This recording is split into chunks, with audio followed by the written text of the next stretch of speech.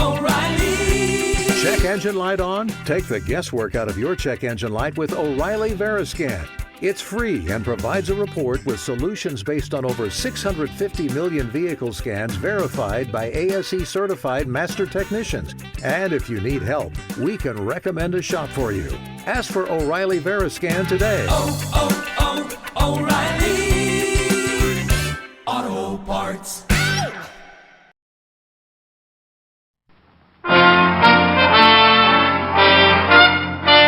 Listen while the makers of Rexall drug products and 10,000 independent Rexall family druggists bring you Dick Powell as Richard Diamond, private detective.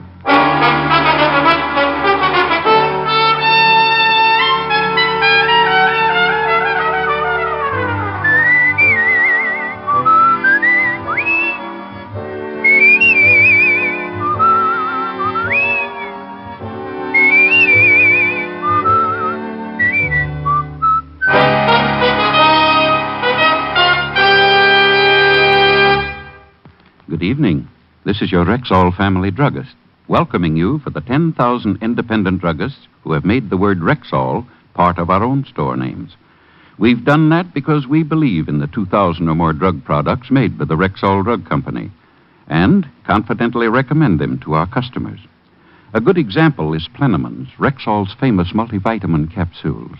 Handy, economical Plenamins give you more than your daily minimum requirement of every vitamin for which such requirements have been established, plus valuable liver concentrate and iron. Ask for Plenamins at Rexall drug stores everywhere. And remember, you can depend on any drug product that bears the name Rexall. Good health to all from Rexall. Now your Rexall family druggist brings you a half hour with Richard Diamond, private detective, starring Dick Powell.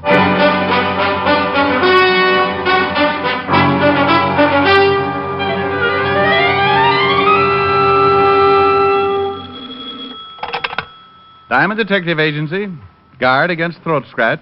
Enjoys smoother strangling. Oh, that's terrible. Yeah, I'm disgusting. No, only when you're too busy to stop by and see me. Well, I was just going to call you, Helen, baby. Oh, I'll bet.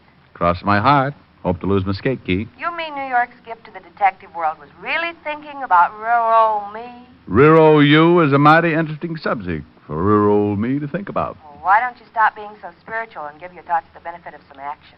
And just what exactly do you suggest? Spend the bottle? Post office? Well, A romantic ride through Central Park in a hansom? yes. How'd you like to go to the theater tomorrow night? Inside, or are we going to stand out in front and get a between-acts descriptions from the usher? I only made you do that once, and from all reports, it was a pretty bad play. What's the one we're seeing? Very bad, but I was given 2 tickets. I refuse to sit in the back of the balcony again. I keep getting the bends. Oh, 4th row center. Must be a bad choice. I got a couple of friends working at it. Going to close in 2 days. Mr. Diamond? Hold it, Helen. People are running in. My name is Diana Campbell. Client? Well, Rick? It was hard to say. That's a wonderful thought. I'll see you tonight. I'll bet it's an attractive girl. You win, hands down. Bye. Now, Miss Campbell, what can I do for you? Mr. Diamond, you've got to help me. Something terrible has happened. I don't know if I'm doing the right thing by coming here, but I had to do something. I'm sorry, Miss Campbell. Now, if you'll put the symptoms in alphabetical order. You must promise not to go to the police after I've told you. Oh, one of those. It's for her sake, not mine. Whose sake? Promise me first. I promise to say goodbye if I'm not interested. Mr. Diamond, my aunt is Mrs. Martha Campbell. You've probably heard of her. Martha Campbell? Oh, isn't she the old gal who sells all that silver to Fort Knox? Yes, that's right. Martha Campbell is my aunt. Well, goody for you. She's been kidnapped. Why didn't you go to the police? Oh, no, we can't do that. They threatened to kill her. I received the ransom note early this morning. They want $50,000 left at a location in Central Park tonight. Why'd you come see me? My fiancée, Ira Stewart, has offered to deliver the ransom. Oh, I see. You're afraid that Ira might try to get his name in the papers and wind up under obituaries. Is that it? Yes, I'm afraid. He has a gun permit and... Well, I've never seen a man get as furious as Ira did when this happened. I want you to go with him and see that he comes back safely. Yeah. But tell me, why is this Ira so concerned over Aunt Martha's welfare? Well, you don't understand. Ira loves Aunt Martha as much as I do. And now that he's practically part of the family, will you go with Ira and see that he does nothing foolish? No, the truth is, the whole thing is a little foolish. Miss Campbell, if you told all this to the police, they'd reserve a few cells in Sing Sing, and the rest would be routine. I'm not interested in the money or catching the kidnappers, Mr. Diamond. Can't you understand? I just want Ira and my aunt safe and alive. I'm sort of shy around people who aren't interested in money. In fact, when she dropped 5 new $100 bills on my desk, I positively blushed. She briefed me. I was to be at her aunt's home by midnight, ready to squire Ira Stewart around Central Park. Then she explained exactly where the payoff was to be made. Of course, I had to promise all over again not to tell the police. I promised.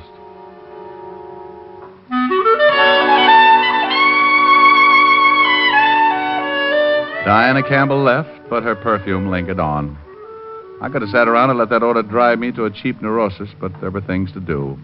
And the first thing I did was to break my promise to Diane. Well. If it isn't Sergeant Otis, and I'd be happy if it wasn't. Otis. Wake up, Sergeant. Up with the buttercups. It's 3 o'clock in the afternoon. Oh, hello, Shamus. Otis, you'd make a hibernating bear look like an insomnia victim. Well, I'm tired. I've been working hard. I guess you got a right to be tired. If I had to drag those 2 feet of yours around all day, I'd have a nervous breakdown. No. Hiya, fatty. Who's dead? Well, there's been a nasty rumor going around about your sergeant. No, stop clowning. It's too hot. What's on your mind? No. Well, it's not your department. I need somebody I can trust. Kidnapping. Martha Campbell. The Martha Campbell? Yep, she's been snatched, and the retail price is $50,000. The old dame's niece hired me to take care of her boyfriend when he makes the payoff tonight. Where? Central Park, 2 in the morning. Come as you are. Otis, Yeah, Lieutenant. bring me a map of Central Park. Get Lieutenant Davis. Tell him I want every detective available tonight. Prepare a special message to all units of... Hey, wait a minute. Prepare a special message to all units of... Hey, wait a minute. What should I do first? Resign, Melonhead. Get that map. Walt and I went to work on the map. We circled the payoff area and set up watch points for an army of plainclothesmen. Nobody going into the area before 2 a.m. would be stopped. But anybody coming out after that time was going to need a good story. It looked great on paper, but Walt was sadder than a Scotchman being held up. If anything went wrong and the news broke, the kidnapping of a woman with Mrs. Campbell's prestige would really upset the commissioner. I left Walt, taxied over to Park Avenue in time to have half of Helen's dinner, spent the rest of the time before midnight with her, and then left to keep my date at a graystone mansion on the west side. Oh, Mr. Diamond, I'm glad you're here. Come right in. My fiancé's in the study. What did he say about my coming over here? Well, I haven't told him yet. I thought it might be better if... Well, don't you ever do anything the easy way? Ira, I'd like to have you meet Mr. Diamond. What? Oh. Diane, tonight of all nights to have a guest over. Mr. Diamond, I'm very glad to meet you, but, well, you'll have to go now. I'm sorry. Ira Stewart was a blonde, well-built young guy in loose brown tweeds. He seemed to have trouble finding a place for his hands, and I half got the idea he'd like to try my jaw. Ira, Mr. Diamond is here to help us. What? I hired him to go with you tonight. He's a private detective. Even my best friends don't know. Glad to meet you, Mr. Stewart. Diane, have you gone mad? Do you know what would happen to Aunt Martha if those men found Oh, out? relax, Stewart. Nothing's going to happen to anyone unless you force me to make an exception. Diamond, Ira, please, darling. I couldn't stand the thought of you going to see those men alone. We didn't know how many there are or what they might do. I've got all the protection I need right here in my pocket. Famous last words. Look, Buffalo Bill, I'll give you a clue. The kind of guys you got a date with tonight don't take 10 paces before they turn and shoot. You could be buried in that suit, gun and all. Now, look here, Diamond. It's getting late. I'd better get the money. We followed Diane up a winding staircase and into Mrs. Campbell's bedroom. This little nook was somewhat smaller than Grand Central Station, with an acre of bed in the middle. The bed had talent, because all Diane had to do was push a little button, and it slid about a yard away from the wall and exposed the neatest little wall safe this side of the First National Bank. Diane fingered the combination, and a minute later, I found out whose picture is on a $1,000 bill. There were 50 prints. Here, Diane. Put the money in this bag. It's 1:30, Stuart. I'm ready. Ira, please be careful. Please, both of you. Glad I made the team. Let's go.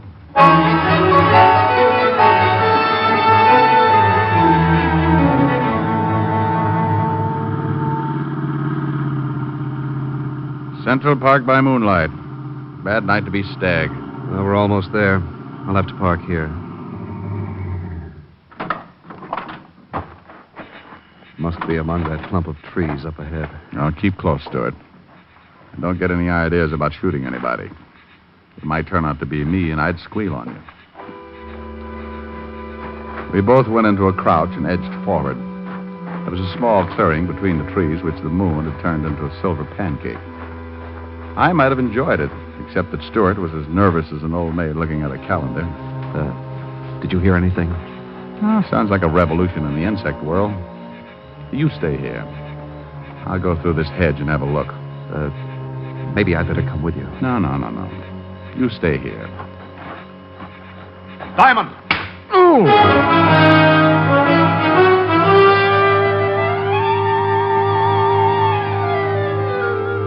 Something caught me hard and neat behind the ear, and I jackknifed into a face full of Mother Earth. Don't let anyone tell you it's nice to get away from things for a while. I didn't like it a bit. I was far, far away.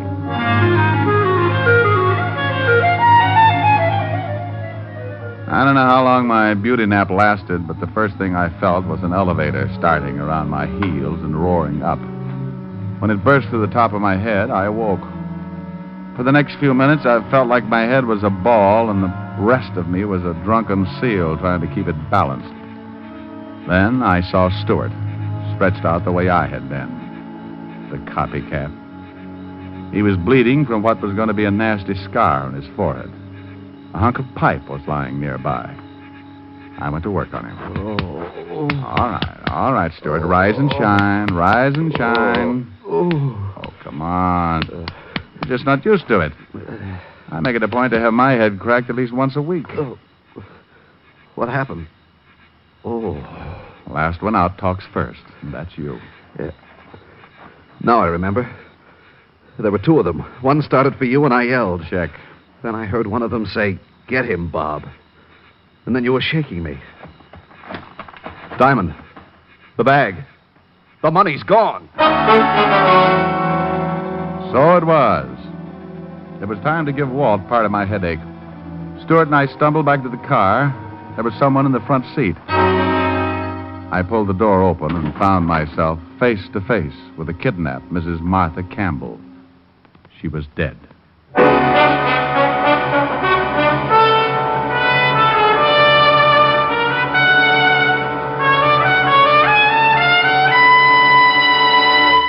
Before we continue with the adventures of Richard Diamond, private detective, here's your Rexall family druggist. There are two important facts I'd like you listeners to remember about Rexall aspirin. First, each Rexall aspirin tablet contains 5 full grains of pure aspirin. And second, there's no faster-acting aspirin made. But what exactly do you mean by fast-acting? Well, ma'am, aspirin itself is too fine to hold together in tablet form. So it has to be bound with an ingredient that will quickly disintegrate. That is, break up the tablet. So the aspirin itself will immediately be free to do its job. You mean the aspirin doesn't do any good until it's free from the tablet? Right. And that's why Rexall scientists developed a binder so low in moisture content, it begins to break up the very second it touches water.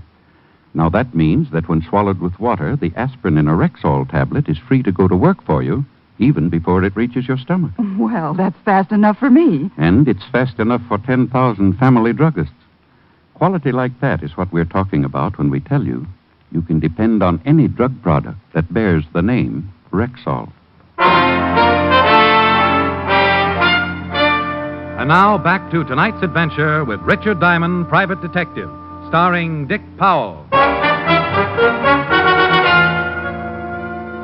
Finding Mrs. Campbell dead in the front seat was the ugly end of another beautiful day. I hadn't known the little gray-haired woman personally, but from her reputation, I had the hunch that some of this town's best charity groups would be in mourning come tomorrow. And just in case I wasn't feeling bad enough, Stuart was right in there to help me. I never should have let you come. It's your fault she's dead. You did it. You did it. Thank you, Sherlock Holmes. Now shut up. You were going to protect me. You were going to...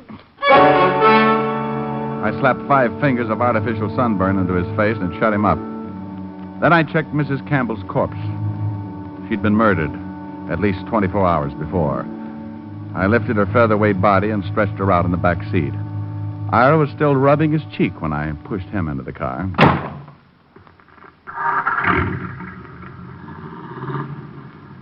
Now, what about those 2 guys, Stuart? Oh, now I slapped you back there for your own good. Did you get a look at those guys? It was too dark.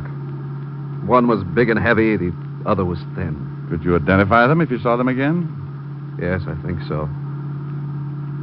What's that on the road ahead? Someone's waving a light. That's the police.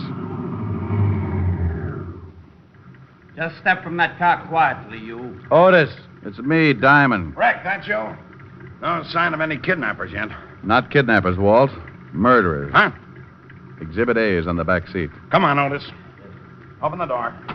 Oh, vicious. Head bashed in. What are the police doing here, Diamond? I thought... Don't brag. You didn't think. Otherwise, you'd have gone straight to the police in the first place. What about the money? I don't care about the money. Mrs. Campbell is dead, and that's all that matters. Well, I'm sorry about that, Mr. Stewart.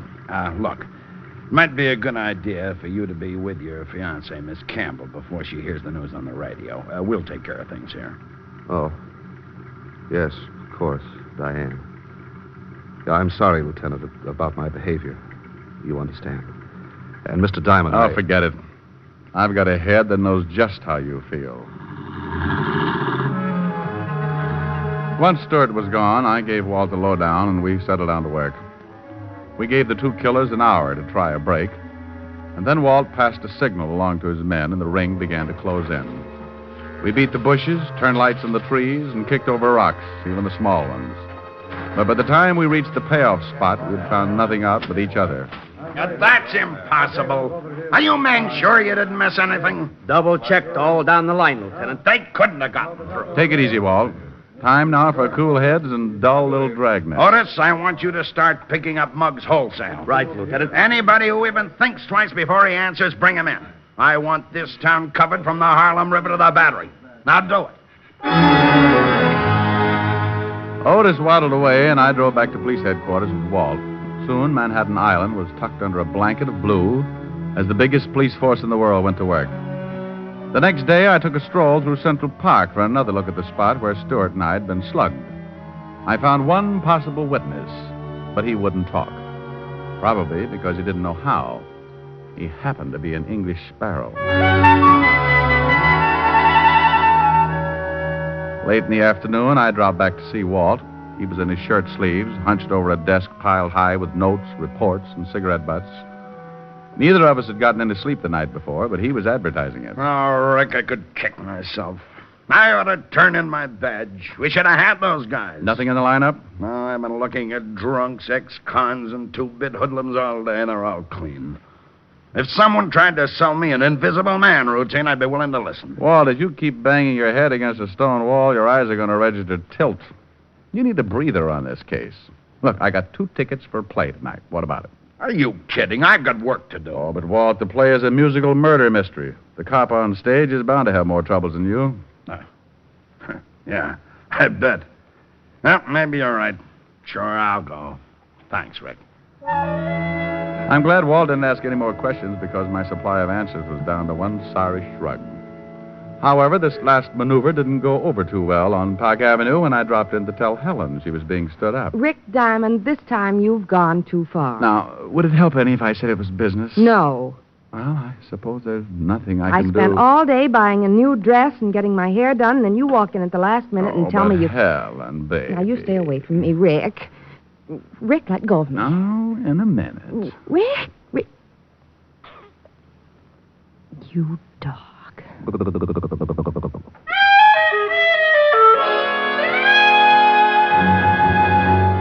Walt was ready when I dropped in at the precinct and we took off to the theater. After the show was over, we meandered backstage to see my friends of the cast. Turned out to be an interesting evening. The next morning, I called up Ira Stewart from Levinson's office.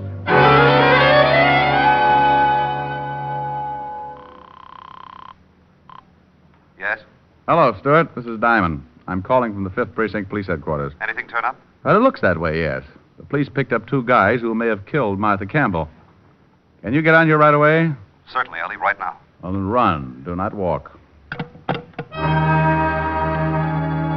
When Stewart showed, we took him into the lineup room. The 2 suspects had their backs against the marked wall. Under the hot lights, they looked about as ugly as a draft notice on a honeymoon. What do you think, Stewart? They look like the men, Lieutenant. We didn't do nothing. This is the parade. On you guys, it looks good. What do you want to do, live forever? Now, Stewart, these guys are Willie the Knife Foster and Bloody Bob Ferguson. They've been indicted on 3 kidnap raps, but always managed to get off. Now, if you recognize them, you're an eyewitness, and they're cooked. Well, tell the big one to say, get him Bob. Say it, Bob. What for? For the sake of your dear old mother in Alcatraz. Never mind what for. Say it. Get him, Bob. Now the other. You heard him, Ferguson. Get him, Bob. That's the man, Lieutenant. I'm sure of it. Let me get my hands on him. I'll kill him. Now, Stewart, calm down. State of New York will take care of them. This is a lousy frame. You can't pin this on us. He was babysitting that night. Okay, lock him up, Otis. Right. Book him on suspicion of murder. Stewart, come into my office. I want to get your statement. After getting his statement, Walt told Stewart the case was closed. We congratulated each other and shook hands all around. Then Stewart walked out. We gave him enough time to get into his car and start away. A moment later, Walt and I jumped into an unmarked police car and played Follow the Leader. Rick, this case turned right side up too quick to suit me. What made you tag Stewart and plant your actor friends in the lineup? Walt, the trouble with you is that you're too modest. You set an airtight man trap for 2 unknown kidnappers and then blame yourself because the net came up empty. Well, he had you fooled, too. That's true. I'm ashamed to admit. But Stewart had a good plan. He kidnaps the lady himself, sends Diane a phony ransom note. Then, with a reputable private detective present, that's me, he gets the $50,000 and even bops himself on the head to make it look kosher. You'd have made a perfect alibi for him, Rick. But where did the old lady's body come from? He probably had it in the car trunk when we drove into the park the night of the supposed payoff. Hey, he's turning at the park. Mm-hmm. Soon comes the part we don't know yet. We should have nabbed him back at the station. I'd like to sweat him for a few hours. On what? The identification? So he claims it was a mistake. Could happen. The jury would think so. No, Walt. He's put on too big an act to fold under questioning. He's been acting ever since he made Diane believe he loved her, just to gain Martha Campbell's confidence. He's parking up ahead. Yeah. Now let him answer the $50,000 question. And where did he hide it?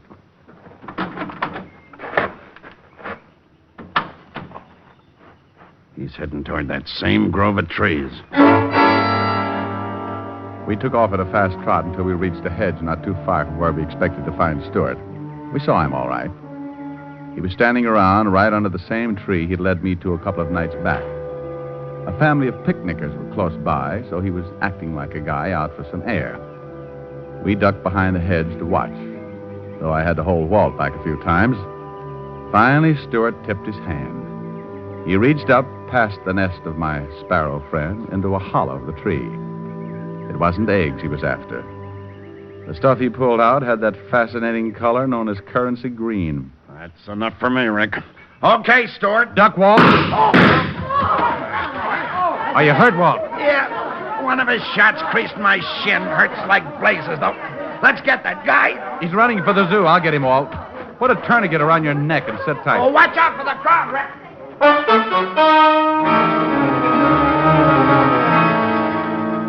What the shooting did to that crowd, a skunk couldn't do in a bargain basement. They suddenly decided there was no place like home. Stewart was dodging between the animal cages now and still using his gun to discourage me. I sprinted after him, but he disappeared. That bullet went right through my only hat, but I saw him now. He was climbing along the rock barrier that backed up the bear pits. He made a lousy target because those jagged rocks and overhanging ledges gave him plenty of cover. He was trying to reach the road on the other side, and if I didn't do something about it, exit Mr. Stewart. I took aim. My shot clipped a hunk of rock just as he was reaching for it. Stewart pulled back too quickly and tried to step on some air, which never does work too well. He went over and down. He never hit the ground because down in that pit, waiting for him with open arms, was a giant polar bear that had never forgiven the man who brought him from Alaska to New York. Rick,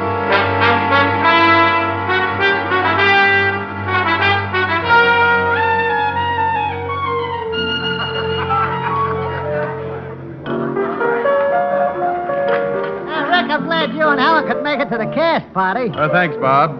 Thanks also for the great acting job you and Willie pulled off at police headquarters. Anytime, Rick. Glad to help out. Yeah, that's a nice tune.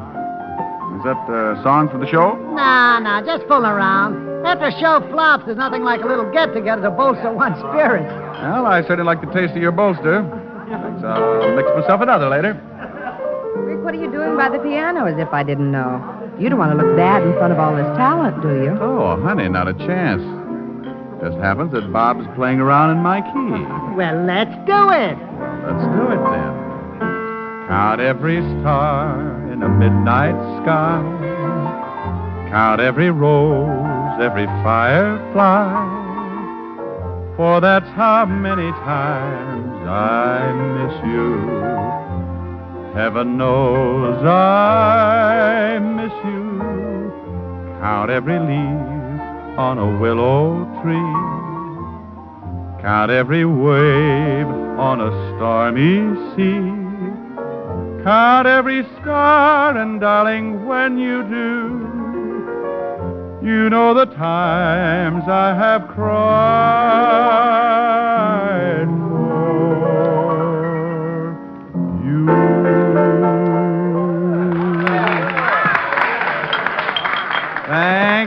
Thank you. I'm sorry, but due to previous commitments, I'm only available for stage, screen, radio, television, and parade. Rick, you are becoming a ham. Me? Becoming a ham? Oh, my dear. Really?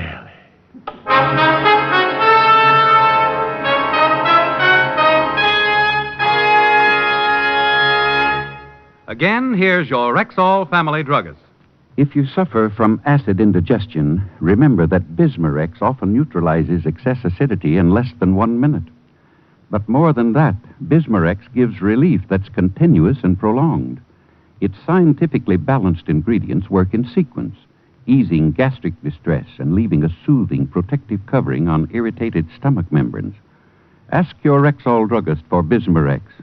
He'll tell you can depend on any drug product that bears the name Rexall. Good health to all from Rexall.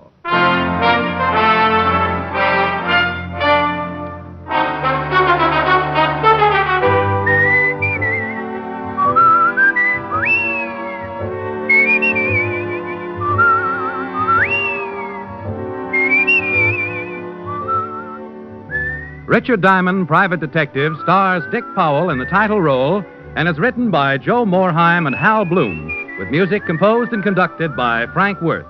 Featured in tonight's cast were Virginia Gregg, Ted DeCorsia, Wilms Herbert, Mary Shipp, Dick Ryan, and Hy Averback. Richard Diamond, Private Detective is produced and directed by Jaime Del Valle.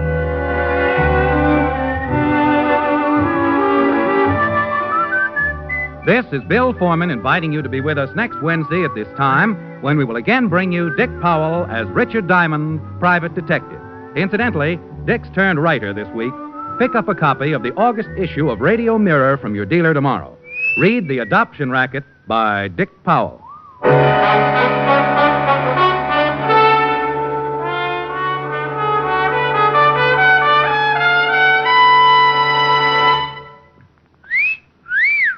Hiya, beautiful. Get lost, Bristlepuss. You need a shave. But I have shaved. What else do you want me to do? Silly boy, she wants you to go Stag. Go Stag? But why? Because Stag is Rexall's exclusive line of men's good grooming aids, like Stag Brushless Shave Cream. No fuss, no massage, just smooth it on, and presto, you get a clean, close shave. Your face stays smooth and whiskerless all day long. I'll do it. I'll go Stag. That's it. Join the Stag line now at Rexall drugstores everywhere. Yes, to make girls care. Go Stag. Sarah Berner will delight you with Sarah's Private Caper tomorrow on NBC.